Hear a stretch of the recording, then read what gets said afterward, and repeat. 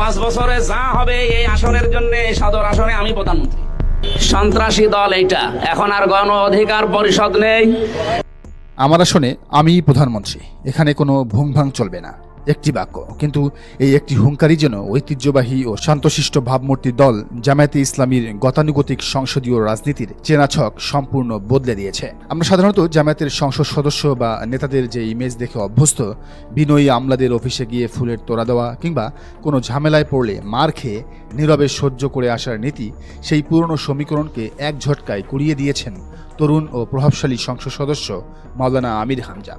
ইদানিং তার political stand এবং আগ্রাসী অ্যাপ্রোচ রাজনৈতিক অঙ্গনে এক নজিরবিহীন উত্তাপ ছড়িয়েছে। জামায়াতের এমপিদের কাছ থেকে জনগণ ও তাদের সমর্থকেরা বাস্তবে যে ধরনের সাহসী নেতৃত্ব দেখতে দেখতে আকুল ছিল, ঠিক সেই নতুন ধারার পাওয়ার পলিটিক্সই দেখিয়ে যাচ্ছেন আমির হামজা। কিন্তু প্রশ্ন হলো, রাজনীতিতে এই নজিরবিহীন শক্তি প্রদর্শন ও আমলাতন্ত্রকে চাপে রাখার খেলা কি এক নতুন যুগের সূচনা, নাকি রাজপথের প্রতিপক্ষ ও প্রশাসনের সাথে তার এই সংঘাতময় অবস্থান নতুন কোনো বড় ধরনের রাজনৈতিক বিস্ফোরণ তৈরি করতে যাচ্ছে? ঘটনাটির গভীরে যাওয়া যাক। গতকালের সেই বহুল আলোচিত সংঘাতের দৃশ্যপটটি কিন্তু কোনো সাধারণ ঘটনা ছিল না।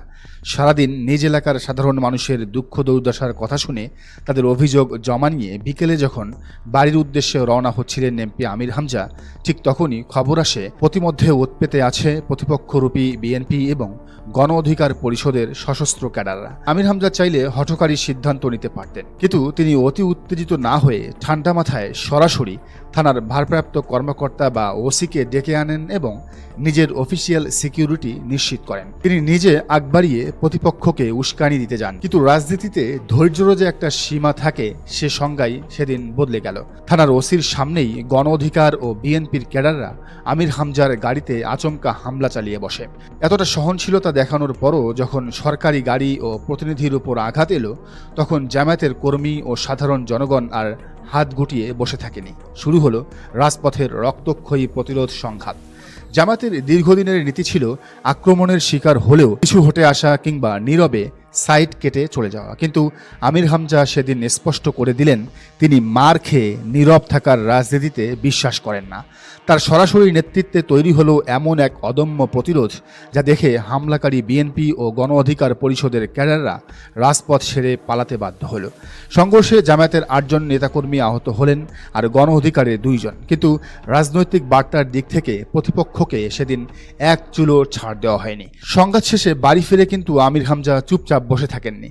বাড়ি গিয়ে তিনি পুরো ঘটনার সত্যতা তুলে ধরে অত্যন্ত প্রাঞ্জল ও দূরদর্শী এক ভিডিও বার্তা দিলেন সাধারণ জনগণকে। আর রাতের আধার নামতেই এক রক্ত গরম করা ক্ষমতার শো, পেছনে শখানেক কর্মী সমর্থকদের ব্যাকিং নিয়ে একেবারে এক সত্যিকারের রাজকীয় পাওয়ার লিডারের ভাবগাম্ভীর্য নিয়ে তিনি থানায় গিয়ে পৌঁছলেন। হামলাকারীদের স্পষ্ট শনাক্ত করে রাতেই দায়ের করলেন মামলা। অন দ্য স্পট এমন তাৎক্ষণিক ও প্রতিরোধী রাজনৈতিক স্ট্যান্ড জামায়াত সমর্থকরা যেটিকে এতদিন ধরে মিস করছিল, সেটাই প্র্যাকটিক্যালি করে দেখালেন আমির হামজা। তবে শুধু রাজপথের সংঘাতই নয়, আমির হামজার এই আগ্রাসী ও বাস্তবমুখী রাজনীতি ছড়িয়ে পড়েছে এলাকার সাধারণ উন্নয়ন কর্মকাণ্ড। গত কয়েকদিনে তার রাজনৈতিক কার্যক্রম লক্ষ্য করলে যে কেউ চমকে উঠতে বাধ্য। কোনো এক শিক্ষা প্রতিষ্ঠানে গিয়ে তিনি দেখলেন মাঠে জলাবদ্ধতা বা পানি জমে আছে। সাধারণ এমপিরা যেখানে ফিতা কেটে বা আশ্বাস দিয়ে চলে যান, আমির হামজা সেখানে অন্য ধাতুরে গড়া। বা এখানে কোনো খোঁজ খবর আছে আপনাদের অফিসারদের? কি সমস্যা হয়েছে স্যার? তিনি অন দ্য স্পট দাঁড়িয়েই মেজাজ হারিয়ে উপজেলা নির্বাহী কর্মকর্তাকে ফোন দিলেন।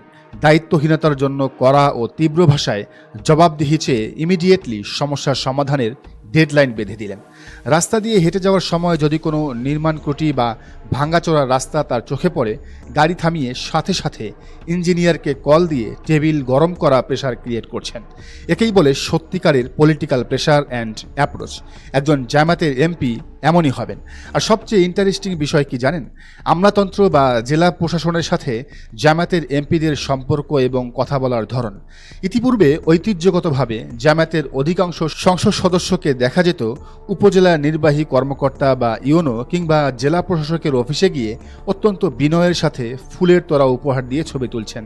সেই ছবি আবার তারা সামাজিক যোগাযোগ মাধ্যমে নিজেদের পেজ বা পার্সোনাল অ্যাকাউন্টে শেয়ার করছেন। কিন্তু আমির হামজা তিনি সম্পূর্ণ ভিন্ন গ্রহের রাজনীতিক।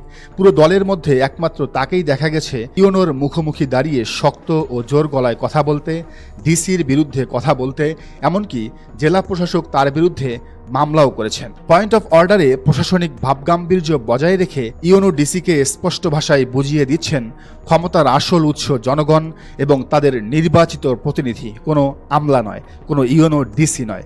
যেখানে অন্য জামাত এমপিরা তোড়া নিয়ে হাতজোড় করে দাঁড়িয়ে থাকে, সেখানে আমির হামজা ইউনোকে কথার উপরে রাখেন এবং প্রশাসনিক ক্ষমতার তোয়াক্কা না করে জনপ্রতিনিধিত্বের অধিকার আদায় করে নেন। আর এ কারণেই তিনি প্রকাশ্যে হুঙ্কার দিতে পারেন, আমার আসনে আমিই প্রধানমন্ত্রী, এখানে কোনো ভুংভাং চলবে না। বিশ্লেষকরা বলছেন আমির হামজার এই রাজনৈতিক কৌশল জামায়াতে ইসলামীর জন্য এক বড় ধরনের আই ওপেনার বা চোখ খুলে দেওয়ার মতো শিক্ষা। তার বিরুদ্ধে হয়তো অনেক রাজনৈতিক বা আদর্শিক অভিযোগ থাকতে পারে, তার অনেক বক্তব্য ভুলভাল হতে পারে, কিন্তু রাজপথে কিভাবে মাঠ ধরে রাখতে হয়, কিভাবে প্রতিপক্ষকে আইনি ও রাজনৈতিকভাবে জবাব দিতে হয় এবং কিভাবে আমলাতন্ত্রকে তুড়ি মেরে সাধারণ মানুষের কাজ আদায় করতে হয়, গত কয়েকদিনে তিনি অন্য এমপিদের যেন হাতে কলমে সেই রাজনীতি শেখালেন। জামাতের অন্যান্য এমপিদেরও এখন বোঝা উচিত রাজনীতি কেবল নম্রতা ভদ্রতা দিয়ে চলে না। মাঝে মধ্যে সার্বভৌম অধিকার ও জনগণের আমানত রক্ষায় রাজপথে এমন ইস্পাত কঠিন স্ট্যান্ড নেওয়াটাই সময়ের দাবি। আমির হামজা দেখিয়ে দিলেন সংসদ সদস্য মানে কেবল সংসদে গিয়ে নীরব দর্শক হয়ে বসে থাকা নয়, বরং নিজ নির্বাচনী এলাকার মাটি ও মানুষের কাছে একজন দাপুটে ও অভিভাবক হিসেবে আত্মপ্রকাশ করা, যাতে তার নেতাকর্মীরা, যাতে তার জনগণ বোঝে তারা বিপদে পড়লে অবশ্যই তার পাশে তার এমপি থাকবেন, নেতা থাকবেন। এখন প্রশ্ন হচ্ছে আমির হামজার এই অপ্রতিরোধ্য ও আগ্রাসী রাজনৈতিক যাত্রা কি জামায়াতের ঐতিহ্যবাহী শান্ত রাজনীতিতে স্থায়ী পরিবর্তনের হাওয়া নিয়ে আসবে, নাকি প্রতিপক্ষের চক্রান্ত আর প্রশাসনিক মারপ্যাচে এই লড়াই আরও তীব্র আকার ধারণ করবে? হামলাকারীদের বিরুদ্ধে রাতেই মামলা, রাজপথের বুক চিতিয়ে প্রতিরোধ আর আমলাদের চোখের দিকে তাকিয়ে কথা বলার এই সাহস নিঃসন্দেহে আমির হামজাকে এক ভিন্ন ধাঁচের এবং চর্চিত জননেতায় পরিণত করেছে। রাজনীতির মাঠে কথা কম, কাজ বেশি, আর ফাঁকা আওয়াজ নয়, তাৎক্ষণিক প্রতিরোধ, এটাই এখন নতুন বাংলাদেশের রাজনৈতিক বাস্তবতা। আসলে রাজনীতিতে যখন নম্রতাকে দুর্বলতা ভাবা হয়, তখন আমির হামজা আর শাহজাহান চৌধুরীদের মতো নেতাদের আবির্ভাবই প্রতিপক্ষের ভুল ভেঙে দেয়। আমির হামজার এই নতুন রাজকীয় পলিটিক্যাল স্ট্যান্ডের খেলা কেবল শুরু, সামনে হয়তো আরও বড় চমক অপেক্ষা করছে। তো দর্শক, পুরো বিষয়টিকে আপনি কিভাবে দেখছেন জানান মন্তব্যের ঘরে। আর এই চ্যানেলে নতুন হলে অবশ্যই সাবস্ক্রাইব করুন এবং বেল আইকনটি বাজিয়ে রাখুন, যাতে পরবর্তী ভিডিও আপনি দেখতে পান।